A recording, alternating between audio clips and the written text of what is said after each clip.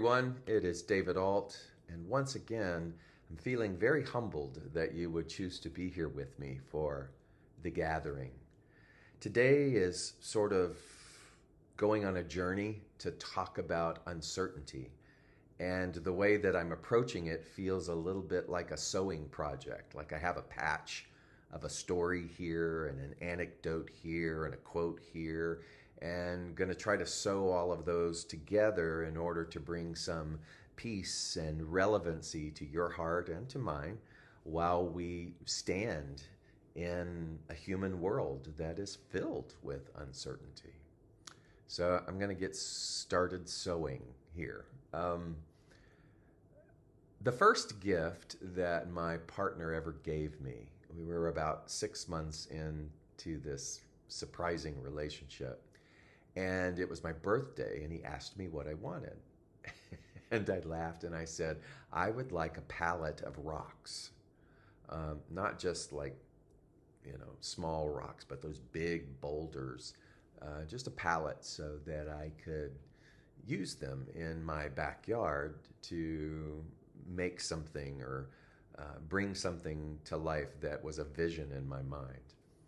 And so he did. He purchased and had delivered this big pallet of stones. And I used wire cutters to cut the cage around them. And I had a funky old little wheelbarrow at the time that I would try to move them and haul them in through the grass. And sometimes the wheel would stick. But I was working on my vision. And I had a really great time. Things like that bring a lot of joy to me. And so I finished my project with those rocks. And time went on, and again, very surprisingly, neither of us expecting this at all, circumstances presented themselves for us to take advantage of a really strange time in the market and to combine our resources and to move in together and to buy a house. And there was a little bit of sadness and attachment with my old place, not so much because of the house itself and not even because of the things inside, but because of those rocks. It was my first gift from him, and they meant a lot to me. And so do you know what I did? We bought a house together. And I would take my little car, and in the moving process, I would get the wheelbarrow back out, and I would move 1, 2, maybe 3 rocks at a time, try to hoist them into the trunk of my car, and then now move them to our new place. It took, I don't know, maybe 18 trips in my car to get all of those rocks moved. And he thought I was crazy, because the backyard here in our home, when we first moved in, was completely overgrown, saturated with scrub pines, and was going to need a lot of TLC. There was a rotted fence. And so even though the house itself had been beautifully transformed, the backyard had not. Kind of fun for me, actually. Again, a new canvas to create something on. And so what was I going to do with all these rocks? Well, I cleared some things and mowed some things and did what I could individually to sort of at least make it a little bit more presentable. And I took those rocks and I positioned them among the chaos of our backyard to where they had this kind of Romanesque wall that looked really lovely. And I put some pots and some flowers until the time when the budget would allow us to maybe take some of the trees down, maybe eventually put a fence up. And those things did happen over these past 3 years, but those stones were placed not because I knew that they would be permanent, but because I knew that they would be pleasing. Pleasing to what? Pleasing to my artistic expression, pleasing to both of us, even though it was temporary. And my beloved marveled at that, and he said something to me, I can't believe that you went through all of that muscle and grind in order to place those in such a lovely position, knowing that they would just be taken down again. That's sort of the basis of what I'm going to talk to you about today. Um, you could say that I had an attachment to those rocks, so much so that I wasn't willing to let them go. You can always buy more rocks, David. And it wasn't so much about that. It was that my relationship with those rocks were not complete. Since then, we've gotten more rocks. In fact, that's what I've been doing all the month of January, because I got another pallet of rocks for Christmas. And yet I'm in a different place. And I know that if we were to uproot and to move tomorrow, I probably wouldn't take the rocks again. The relationship has shifted with them, and they have fulfilled a beautiful purpose, and that they will be left now for whoever comes after us. So it isn't so much as it is attachment as it is to where am I in the relationship with something. Um, and so that has a huge element of uncertainty to it. And I was willing to put those things up, even though I knew it was going to be torn down again. I'm not always that way. For some reason, with the rocks, I was. And it reminded me of a quote from one of lovely favorite author, Pema Chodron, the Buddhist nun, who is very prolific. And I posted this quote on my social media page with a lot of response. Evidently, it hits a lot of us in the same way. And she was talking about this thing called uncertainty and how we are with that, and how non-consciously we have been groomed and domesticated to live lives to try to keep uncertainty at bay, to make uncertainty wrong, to take every sort of pillar of the human experience, the four quadrants, the relationships, health, finances, career, to take all of those things and really build up a nest egg of certainty, if you will. That equates success. That equates responsibility. And nothing could be farther from the truth. And again, truth, the relative truth. And so she said that we think that if we just meditated enough or jogged enough or ate perfect food, that everything would be perfect. But from the point of view of someone who is awake, and we're going to try to explore what that means, that is death. Seeking security or perfection, rejoicing in feeling confirmed and whole, self-contained and comfortable, is some kind of death. It doesn't have any fresh air. There's no room for something to come in and interrupt all of that. We are killing the moment by controlling our experience. And so she's talking about interruption. She's talking about uncertainty and the fact that we're doing all of these things to try to perhaps get to an arrival point, feedback, result, all of the things that orient ourselves to some kind of static arrival. And there is no such thing in the breathability and the changeability of uncertainty, which is exactly what this whole experience that we call human is filled with. It's one uncertain thing after another. That doesn't make the uncertainty wrong. It isn't an invitation to tame the uncertainty. It's learning how to go on the journey of trying to tame it and then arriving at the wisdom that says it can't be tamed. So many times we have gotten gifts that we have used, and then in those gifts we try to preserve. I like trying to preserve the rock wall that I build at my old place. Well, it can't be preserved, or things change and we move away. It's when we're not clear about that, when we're not clear and aware of our non-conscious behavior around this idea of uncertainty and the need that we have for solidity, then we are perpetuating a sort of lingering anxiety and suffering. One of my favorite moments that I love to share was with Sri Ravi Shankar and my friend Mona. And I went to Boone, North Carolina to the Art of Living's retreat center there, where he was giving Dharma and lecture, and got to sit and listen to him. And he's very playful. And he was talking to this large 5,000 member crowd and saying, that stress and anxiety is the number one killer among us all. And that we become so seduced by the need to try to control things that in that controlling, this eruption of stress and anxiety is born. And he said, I have the remedy for that. And he said, would you like to know what that is? And he, very playful, masterful way with the audience. And they were like, yes, yes, yes. And so he goes, in fact, the answer is contained within one word.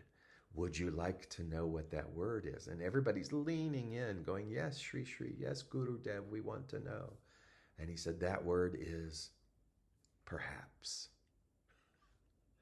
Kind of a silence there for a moment while they're digesting, and then a small ripple of laughter that grew and grew and grew. He says, you think that if you can secure that job in Philadelphia and get that and move there, that all of your problems will be solved.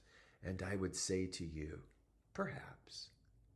You think that if you can get this person or this person to love you, and in the profession of their love to ask for your hand in marriage, and in asking for your hand in marriage, you go upon this fairy tale journey of crafting this life together, that you will never suffer ever again, that you will never feel lonely again, that you will never feel unworthy again. And he would say to you, I would say to you, perhaps.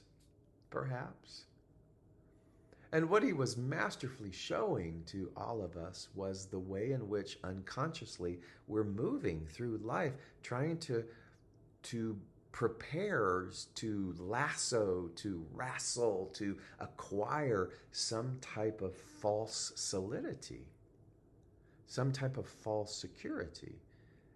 And every time we do it, and every time we arrive empty-handed, we sort of tell ourselves, well, I'll never do that again. It's like, I'm never going to move those rocks again because they're just going to be torn down.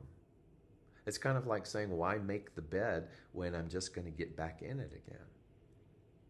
And we start to see that all of these different elements of the human experience invite us to practice with impermanence. It's like, do it anyway. What you build overnight what you build over a lifetime can be destroyed overnight. Build it anyway. And so I want you to pause for a moment, and I want you to think about, as we're patching these pieces together, this quilt of uncertainty in and of itself, by being willing to sew it together anyway, is paradoxically freedom. It is the way in which we go upon a journey of trying to acquire, only to discover that in the midst of that journey, the acquisition is hollow. Will you go on the journey anyway? Will you go through the process of acquiring anyway? And then what happens is when the awareness shifts, when you realize that you can't grab onto things, that all things are impermanent, that all things leave, will you go about acquiring anyway as you move forward, but now acquire not out of need, not out of approval, not out of measuring up, but you just are in the transactional phase of being human without attachment. So will you put up the rocks knowing that at one time they will be taken down anyway? And so, really, this is a universal journey. It's the hero's journey. We were watching a Netflix documentary called Mission joy. And it was about the friendship of Archbishop Desmond Tutu and His Holiness the Dalai Lama, each coming from two different religious paths, but sharing the commonality of dire hardship. Desmond Tutu being the advocate and the voice for apartheid in South Africa, and His Holiness the Dalai Lama being exiled out of his homeland of Tibet.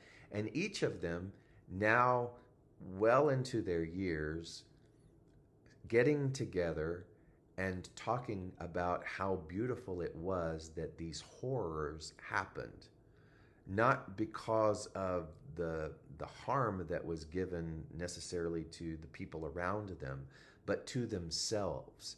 Because out of the suffering of apartheid and out of the suffering of living in exile, they developed into and tasted their purpose in life in a way that they would not have had those experiences not happened.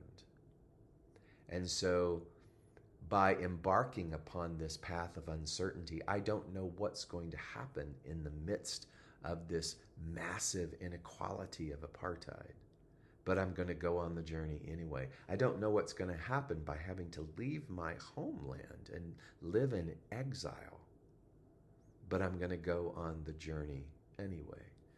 And to have these two stellar human beings, spiritual beings, reflect back on their life and say, I would not have wanted it to have been different, is a testament to the necessity for certainty and the toxicity of trying to keep everything contained.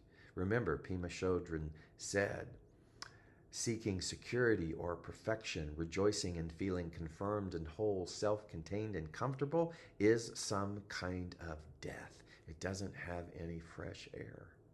It doesn't have any fresh air.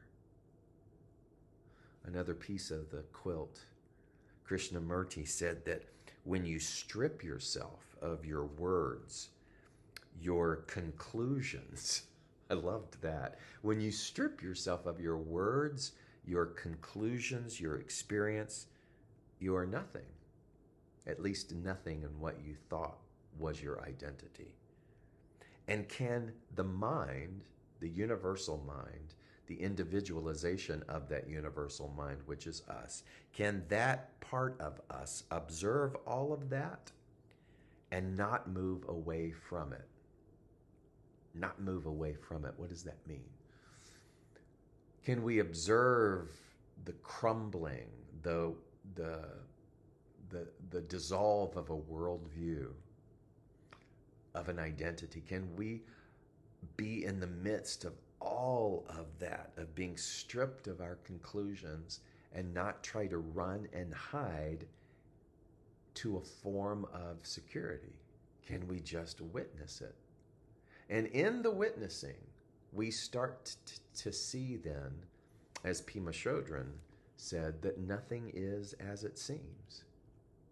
She goes on to say that things are always in transition. If we could only realize it, nothing ever sums itself up in the way that we like to dream about. It's the off-center, it's the in-between state. And she says that is the ideal situation.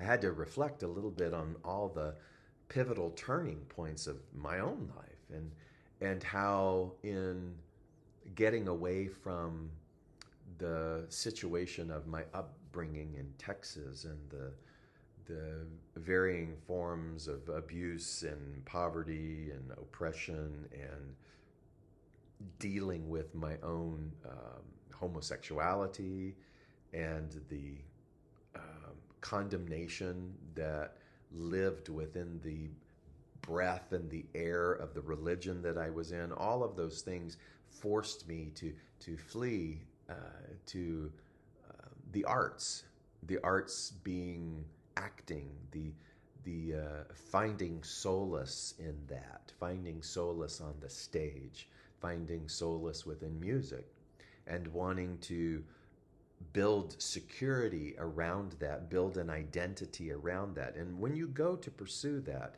and anyone who's pursued an acting career will tell you this, that the languaging around that is you can never give up, that you have to keep at it and keep at it until you are successful. And now I know that that's unattainable. The fickle nature of being human and the fickle nature of artistic expression is not an arrival point. It's a sort of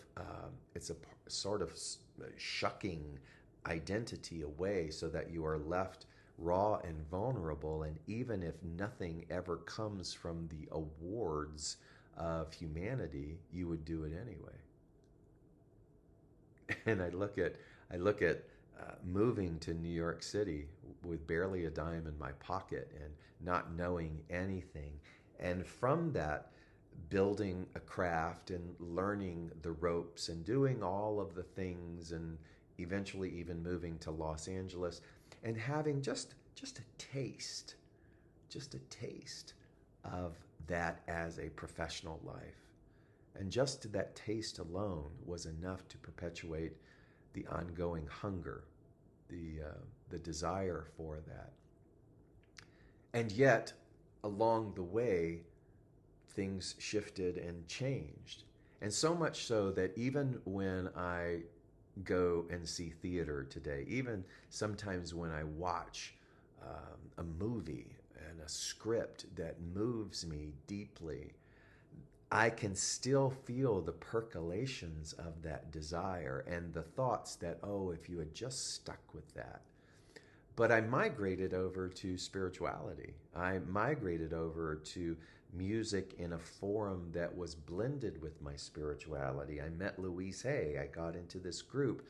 I moved to Los Angeles, and suddenly I'm now in a world called metaphysics and religious science. And now all of that artistic expression is being moved into a different way that culminates over many, many years into becoming a minister. It's still a form of creativity. It's just not in the same package as that initial desire. But you see, in the initial desire, I never won any of the awards. I never actually made it all the way to Broadway. I got in some tour shows, but I never made it to the Broadway stage. So there's all this unfinished what ifs, and yet now here I am. Here I am as a minister.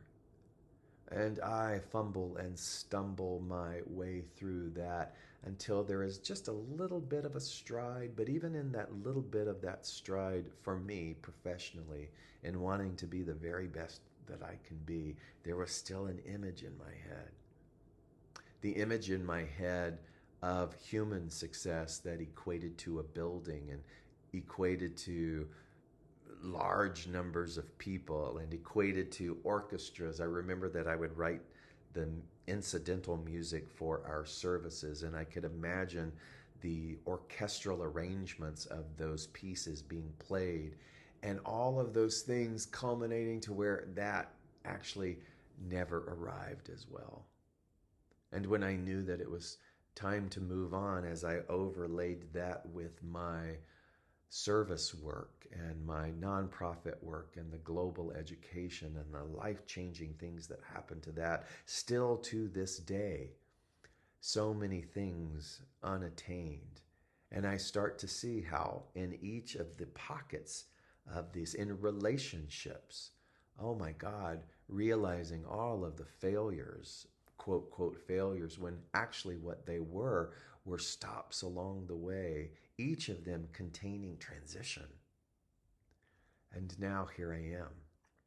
Now here I am at this stage of life. And I've had exactly what Krishnamurti talked about. I've had my conclusions and my experiences and my words crumble. And yet now, only yet now, am I beginning to taste this idea of freedom? Am I beginning to be at peace with all of the quote, quote, unfinished business? And learning now that I am perhaps in my most effective place that I've ever been. And I would not be here if I hadn't gone through all of those things. So when I catch myself wishing that something had been different, I realize that it was that thing that has me here. It has me because of the beautiful transitioning. It has me because of the off-centeredness, the in-between. She says, Pema Chodron says, to stay with that shakiness, to stay with that shakiness, to stay with the broken heart, with the rumbling stomach. I would call it the rumbling stomach of desire, the feeling of hopelessness at times, even the wanting to get revenge. That is the path of true awakening. Sticking with that uncertainty, getting the knack of relaxing in the midst of that chaos, learning not to panic. That is the spiritual path. Kind of there? Oh, so much panicking as an actor that it would never happen. So much suffering from that panicking. I can hear Sri saying now, perhaps. So much panicking, so much suffering in ministry, in wanting to please and to produce and to have certain results, and being so afraid of disappointing other people, and realizing how necessary that journey was. And hearing Sri go, perhaps. Even today, still in the nonprofit world, aspiring, longing, even planning, but doing so in the midst of the in-between, the chaos, the ever-changing situation and cultural activity that will never be able to be harnessed perfectly. Will you do it again anyway? Relationships, the comings and goings, the suffering and the anxiety and the pain, the why, doing it anyway. To where now I sit and I watch and I realize the impermanence of my own life.